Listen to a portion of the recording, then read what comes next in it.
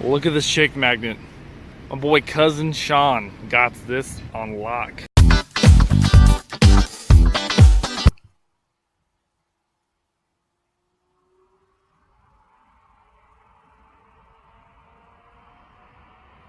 This is the Captain Team ToooBananas coming at you with another deck profile for random deck leaders. Don't forget to like and subscribe. We'll get into this. You may notice that this one is the veggie one.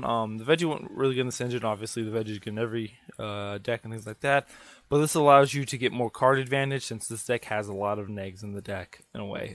Your big star negging, you don't when you swing with your leader awaken, you don't draw a card. So things like that kind of really set you back. It was kind of cool at first. People didn't expect it, but obviously got blown out of the water later on. People understood how the deck worked. So when this card, when you play this card, you start with the one Big Eddie star on the board. I only have one Big Eddie star on the board because that's all I'm ever going to need. I'm not a huge fan of going into the 7-drop, so there's no 7-drop in this deck because you can draw it as a huge neg, or we got to play 7 mana for it. And plus, playing a 1-drop with no protection and then playing something on top of it is kind of annoying, but it is what it is. I run 9 of the meta coolers in this deck because that seems like enough. Running too many of them just completely like always drawing it all the time. I don't want to draw all the time. I just want to draw 1 or 2, discard combo with it, and then just Big Eddie star the rest of the way.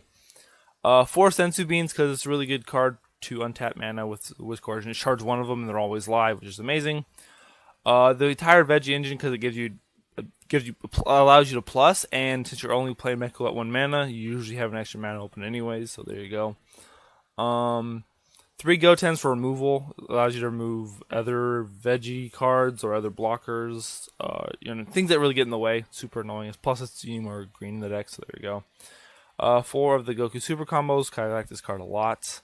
Allows you to draw a card, play 1 mana, which is nice. 1 Big star, as I said, since I'm not playing the one that absorbs it, I only need 1.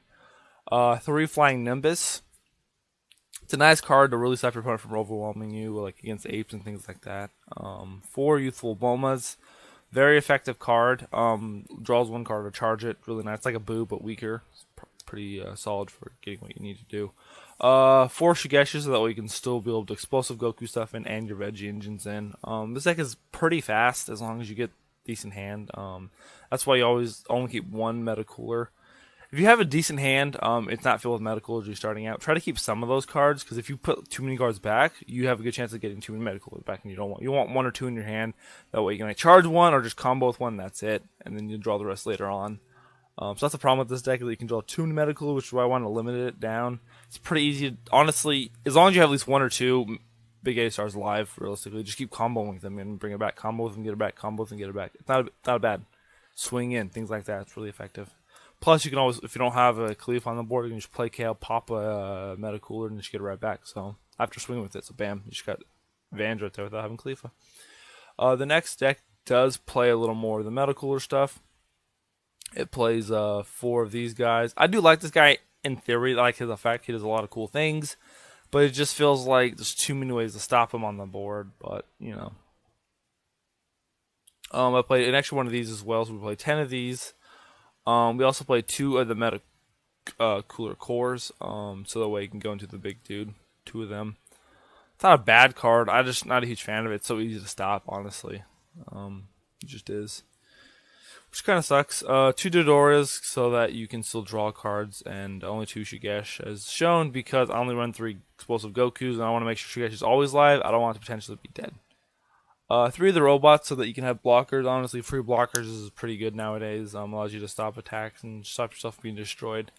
4 of the destructive occupation freezes, and 4 of the Sun Gokus for offensive and defensive plays. It's really good. It's really good because it allows you to have something to swing with or something to block with. It's pretty nice. Allows you to stop damage. Also, opening Goku allows you to awaken, so you can have a bunch of dudes on the board with paying very little mana. That's the point of this deck. It's supposed to swarm, and it's pretty decent at swarming. Not bad, as long as you know what I mean. Make sure you don't have too many medicals in your hand, which the deck draws a good amount, so you should be okay. I run 4 of him because it's a good card. It allows your dudes to be double strikers, which is pretty fucking nice. Though they're only 15,000 double strikers, which is like running a bunch of ghost tokens, but better. But a little harder to summon the ghost tokens in a way. But yeah, Also allows you to awaken beforehand if you just shoot pounding your opponent's face in, which is kind of cool. Honestly, you can awaken earlier than you normally would. Or just pounding your opponent's face in, which is dope. Then 4 of this dude. I do like this a lot. If you can get it off. I do wish, though, that the Medical Core realistically only cost 4 mana when you played it instead of, I believe, 5? Yeah, 5.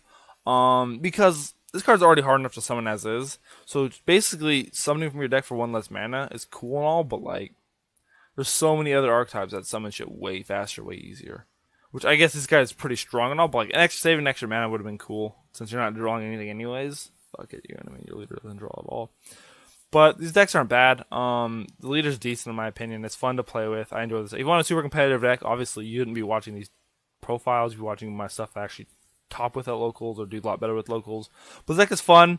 It's a new change if you guys are used to playing all these certain decks, and it's a weird, different way to look at it. I think. I don't think someone's played the deck this way, but maybe they haven't. I don't know.